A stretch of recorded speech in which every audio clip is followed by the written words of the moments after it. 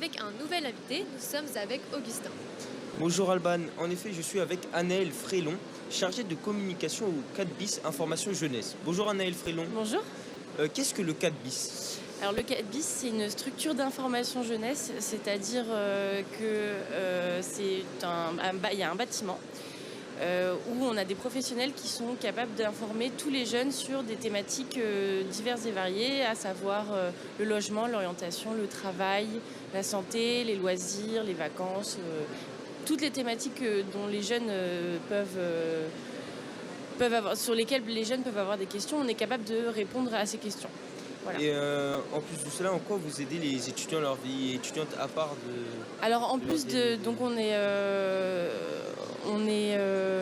est ouvert les après-midi et on a des permanences généralistes, mais on a aussi des permanences spécialisées sur la santé, le droit et le logement. Donc on accueille les jeunes qui ont des questions précises, notamment sur le droit, pour les aider et après les réorienter vers des structures adaptées.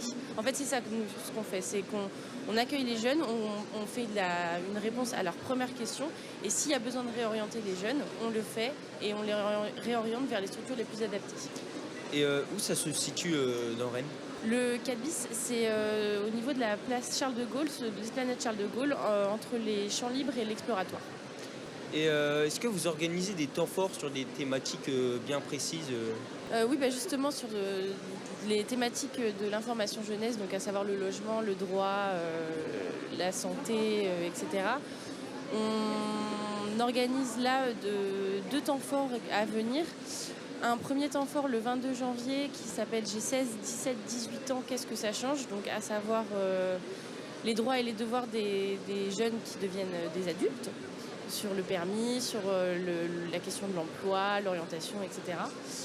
Et le prochain temps fort qu'on organise, c'est le 26 février.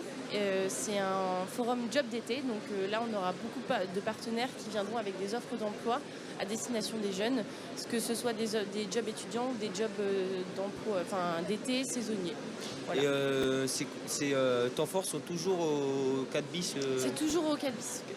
Et est-ce que vous prenez des bénévoles ou des étudiants qui seraient intéressés de vous rejoindre pour partager leur expérience et aider les autres étudiants? Alors justement, au premier étage, au rez-de-chaussée du 4 bis, on a ce qui s'appelle un café à projet. Et dans ce café à projet, les jeunes peuvent venir avec une idée de projet et nous, on va les accompagner sur leurs démarches, les aides qu'ils peuvent avoir, les bourses, etc. Et on accueille aussi des bénévoles qui peuvent être bénévoles justement sur ce café à projet, donc c'est-à-dire servir du café, où on a aussi ce qui s'appelle le labo. C'est un espace multimédia où on peut faire du montage vidéo, de la technique de son, etc. Et donc on accueille des bénévoles aussi qui peuvent former de pair à pair, ce qu'on appelle le pair à pair, donc de jeune à jeune, d'autres jeunes sur des questions culturelles, etc. Et le café et le laboratoire sont ouverts tous les jours de la semaine Alors le 4 bis, il est ouvert du mardi au samedi, du mardi au vendredi de 13h à 18h et le samedi de 14h à 18h hors vacances scolaires. Et c'est en accès libre, gratuit, sans rendez-vous. On peut venir un peu comme on veut. Et est-ce que vous avez un site internet où on a un site internet, c'est www.le4bis-ij.com. Et si des étudiants ont des questions et qui ne peuvent pas se déplacer, est-ce qu'ils peuvent vous contacter par mail ou... On a une adresse contact, c'est contact@le4bis-ij.com et on a un numéro de téléphone qu'on peut retrouver, je ne le connais pas par cœur, mais qu'on peut retrouver sur notre site internet. Merci beaucoup Anaëlle Frélon pour cette interview sur le 4 bis Information Jeunesse. Donc voilà, chers auditeurs, vous en savez plus. Et si vous avez des questions sur votre vie étudiante, allez-y au 4 bis, place Charles de Gaulle. Effectivement, merci beaucoup à vous pour nous avoir partagé toutes ces informations sur votre école et merci à Augustin pour votre intervention. Émission spéciale au Salon de l'étudiant en partenariat avec les étudiants de l'ESRA Bretagne et Radio Saint-Vincent.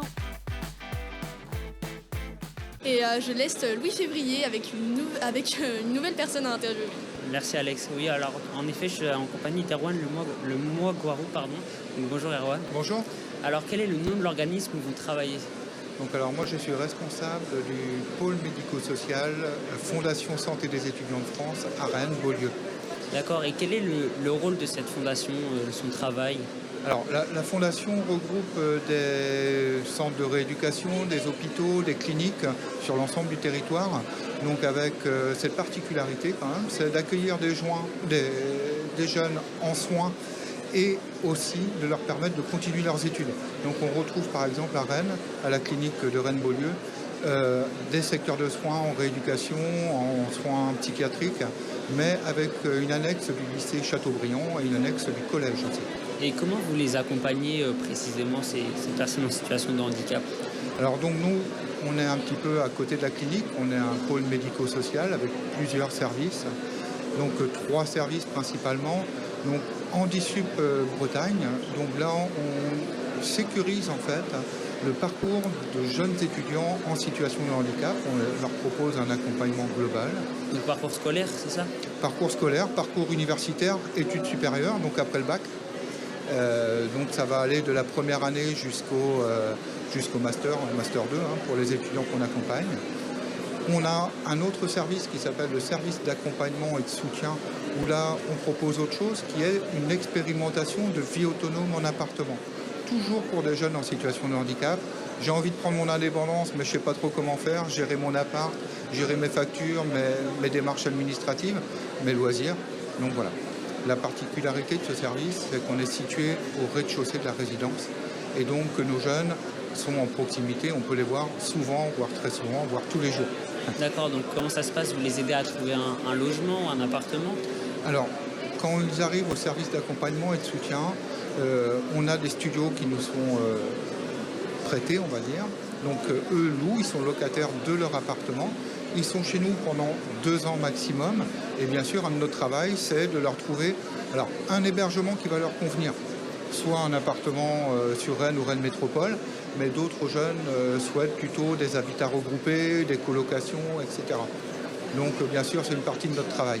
Donc certains souhaitent chercher une certaine autonomie?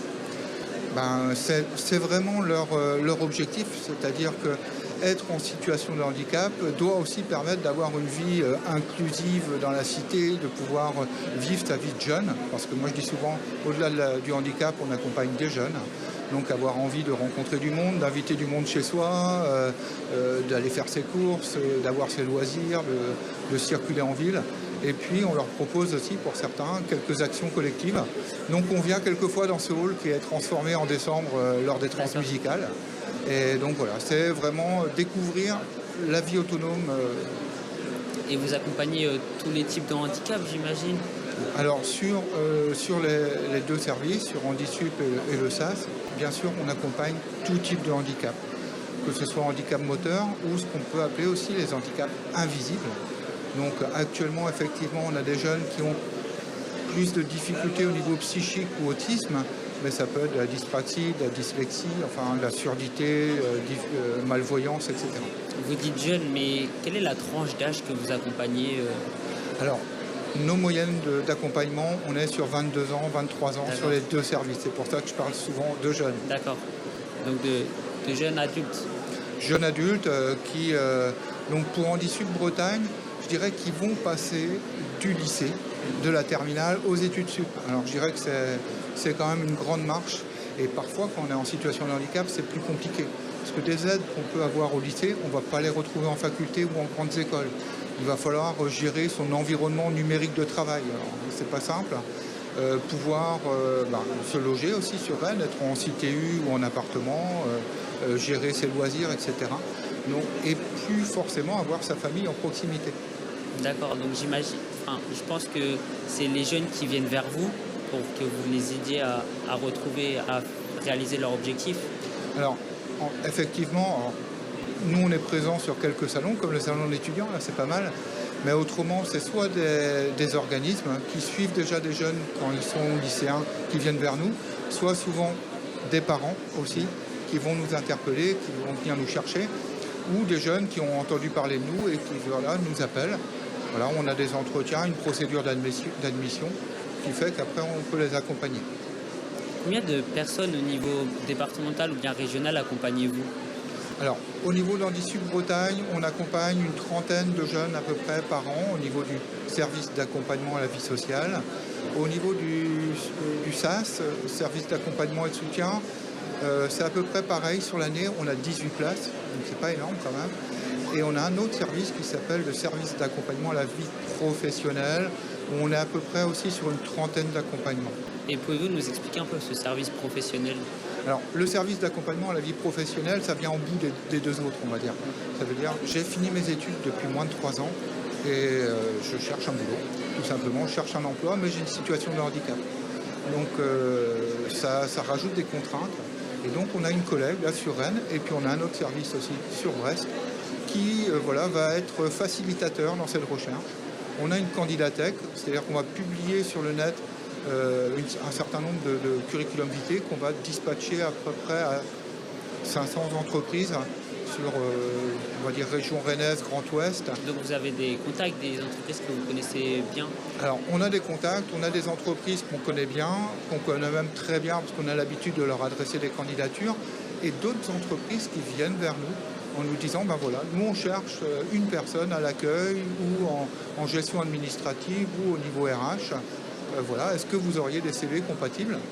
Et puis, comme on le disait tout à l'heure, il faut savoir quand même que les entreprises ont une obligation d'embauche d'un certain pourcentage de personnes en situation de handicap. Donc voilà, nous on essaye de favoriser que ces jeunes étudiants puissent trouver un boulot.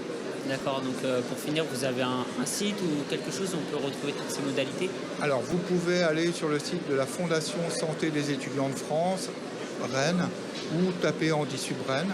Alors, je voudrais juste quand même rajouter un petit mot sur un autre dispositif que l'on a sur Rennes qui s'appelle la colocation inclusive. Alors, c'est un dispositif que l'on mène avec des collègues de la Maison en Ville, donc où on a 2 colocations, on va dire ouest de Rennes, Plenay et Cesson, où dans ces colocations, on va accueillir 2 jeunes en situation de handicap et 2 jeunes non en situation de handicap. Alors, c'est comme une coloc classique, un peu particulière. L'objectif, c'est bien vivre ensemble. Et j'ai mes collègues psycho et ergothérapeutes qui vont passer à peu près une fois par mois pour voir si tout va bien et favoriser un peu le bien vivre ensemble.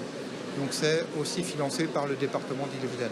Très bien. Merci beaucoup Erwan Lemoy-Boiroux pour cette interview au sujet d'une fondation qui aide les jeunes en situation de handicap. Et merci à la radio Saint-Vincent de m'avoir amené ici. C'est toujours un plaisir. Merci beaucoup Louis Février pour cette interview. Retrouvez les interviews inédites du Salon de l'étudiant avec Radio Saint-Vincent. Et nous enchaînons tout de suite avec une toute nouvelle invitée et une toute nouvelle interview avec Alexandre. Merci Héloïse. Effectivement, je me retrouve avec Amaya Garcia Lopez, manager stratégique à la Caisse primaire d'assurance maladie d'Ille-et-Vilaine. Donc bonjour Madame Garcia Lopez. Bonjour. Comment allez-vous aujourd'hui? Ça va bien. Donc vous êtes ici aujourd'hui pour nous présenter l'assurance maladie. Est-ce que vous pouvez nous expliquer un petit peu l'intérêt pour les jeunes de vous voir aujourd'hui au Salon de l'étudiant? Eh bien, nous avons vraiment tenu à être là depuis 4 ans, puisque c'est la 4e année où nous sommes présents, pour passer des messages, notamment le jeune qui va avoir 18 ans, il devient autonome sur son compte assurance maladie, il a besoin de faire certaines démarches. Donc l'idée, c'est bien de jouer en apprenant en jouant, puisque nous faisons des tirages au sort toutes les heures, tout en passant nos messages. C'est ça, j'ai vu tout à l'heure en venant sur votre stand que vous avez un grand écran qui annonce les vainqueurs heure par heure. Je voulais vous poser une question sur le stand justement. Il y a l'assurance maladie, mais il y a également la CAF, c'est ça? Tout à fait. Nous faisons depuis 2 ans maintenant une action commune, caisse d'allocation familiale, pour tout ce qui concerne les aides au logement notamment, puisque c'est des sujets prioritaires pour les jeunes et les étudiants, et assurance maladie avec nos messages de bons réflexes, le compte Amélie, le changement de RIB, tout ce qui concerne le jeune qui devient autonome. Donc vous avez parlé à l'instant du compte Amélie. Est-ce que vous pouvez nous expliquer à nos auditeurs ce que c'est? Alors le compte Amélie, c'est vraiment l'outil qui permet à l'assuré social, aux jeunes, de faire toutes ces démarches en ligne. Donc j'invite vraiment les jeunes à 18 ans à ouvrir leur compte Amélie. Ça se passe de manière très simple via le compte des parents et ça permet vraiment de faire toutes les démarches en ligne de manière complètement simplifiée. Et une question qui revient souvent lorsqu'on parle de l'assurance maladie, c'est la question de la carte vitale. On peut l'avoir seulement à 18 ans ou est-ce que c'est possible d'en avoir une avant? Quelles sont les démarches en fait? Alors la carte vitale, en fait, vous pouvez l'avoir dès 12 ans. via de la même manière le compte Amélie des parents, de manière dématérialisée. Alors nous, on communique vers les parents à partir de 16 ans, mais dès 12 ans, vous pouvez avoir une carte vitale avec votre numéro de sécurité sociale. Vous êtes rattaché sur le compte des parents, mais vous pouvez avoir tout à fait votre carte vitale dès 12 ans. Et donc, lorsqu'on atteint 18 ans, cette carte vitale, il faut faire quelque chose pour la rattacher à notre propre compte? Alors, c'est tout à fait. À partir de 18 ans, vous pouvez créer votre compte Amélie. Vous devez modifier vos coordonnées bancaires sur ce compte Amélie. Vous devez mettre à jour votre carte vitale et vous êtes autonome, ce qu'on appelle l'autonomisation, et vous mettez à jour votre carte vitale. Donc, vous n'avez pas besoin de changer de carte vitale. Il faut juste passer en pharmacie et mettre à jour votre carte vitale. C'est vrai que c'est une question qui revient assez souvent, c'est où est-ce qu'on fait ça? Donc là, vous me dites en pharmacie. Pour commander la carte, donc ça se passe en ligne? Alors ça se passe en ligne via le compte des parents et via votre propre compte, puisque vous avez votre carte vitale, où vous avez votre numéro de sécurité sociale, et à partir du moment, c'est vraiment la clé d'entrée, c'est le compte Amélie. Il faut que vous ayez ouvert votre compte Amélie, et à partir de ce moment-là, vous pouvez faire une commande de carte vitale en ligne, et 10 jours après, vous aurez votre carte vitale dans votre boîte aux lettres. Et une confusion qu'on fait souvent lorsqu'on est jeune, c'est la confusion entre la carte vitale et la carte de mutuelle. Tout à fait. Est-ce que vous pourriez nous expliquer un petit peu ce que c'est que la différence et quels sont les intérêts d'une mutuelle à 18 ans? Bien sûr. Alors c'est vrai que souvent les jeunes ne sont pas très malades, donc ils ne voient pas trop l'intérêt.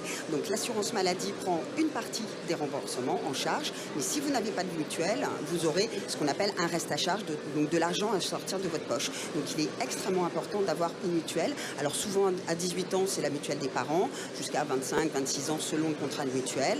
Mais sinon, il est extrêmement important de prendre une mutuelle, puisque si vous êtes hospitalisé, si vous allez même chez le médecin, si vous n'avez pas de mutuelle, vous aurez un reste à charge, de l'argent que vous aurez à sortir de votre poche. Donc on sait combien les étudiants ont des budgets resserrés. Alors même si ça peut paraître un petit budget de prendre une mutuelle, je vous encourage vraiment à faire les démarches de mutuelle.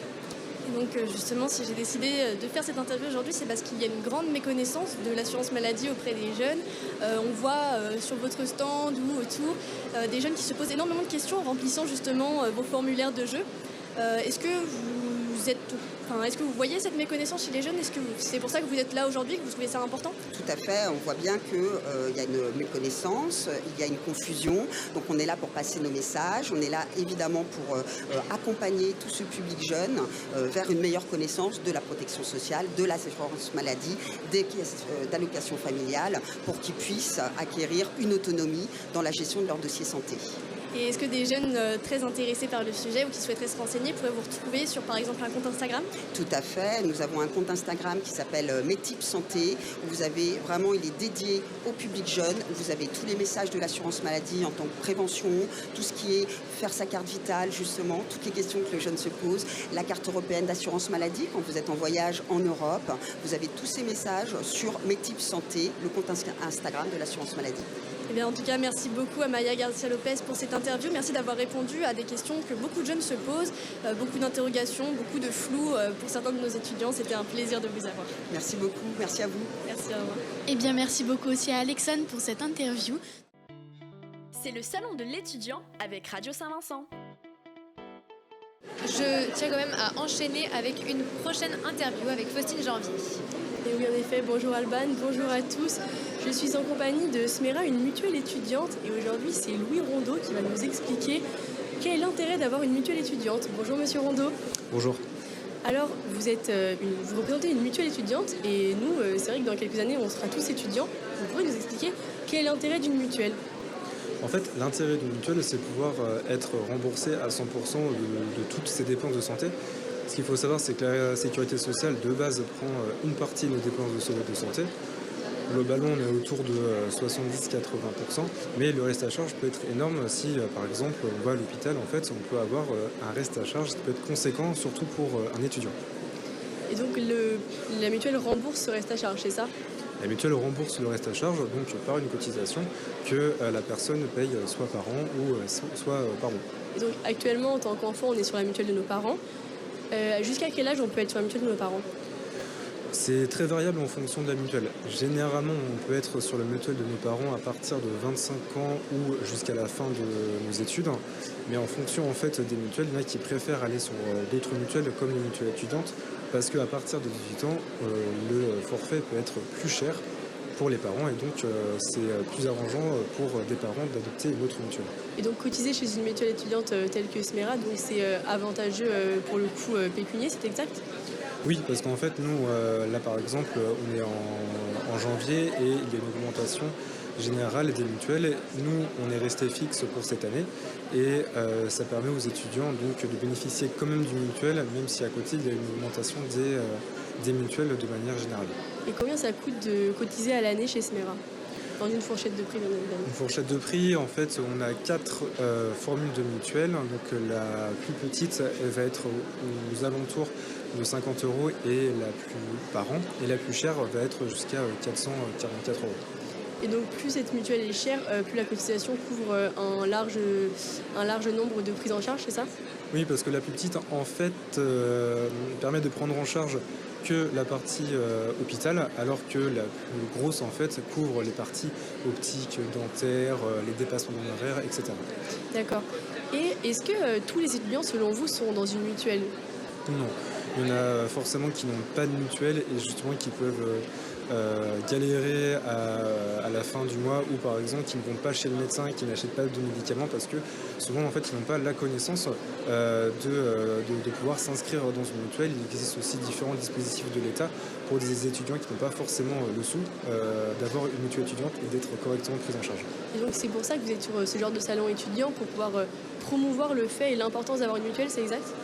Oui, parce qu'en fait, nous, ce qu'on souhaite à travers le salon, c'est d'une part informer les étudiants, mais aussi les parents que la mutuelle étudiante existe donc pour les étudiants, qu'on s'adapte aux besoins, donc bien sûr d'un côté pécunier, comme vous l'avez dit, mais aussi en termes de garantie. Donc nous, c'est d'informer, de sensibiliser donc étudiants, parents, et puis de les renseigner sur nos garanties. D'accord. Est-ce que les lycées, les universités font ce genre de travail ou alors vous pensez que justement ça devrait être plus expliqué par ce genre de choses?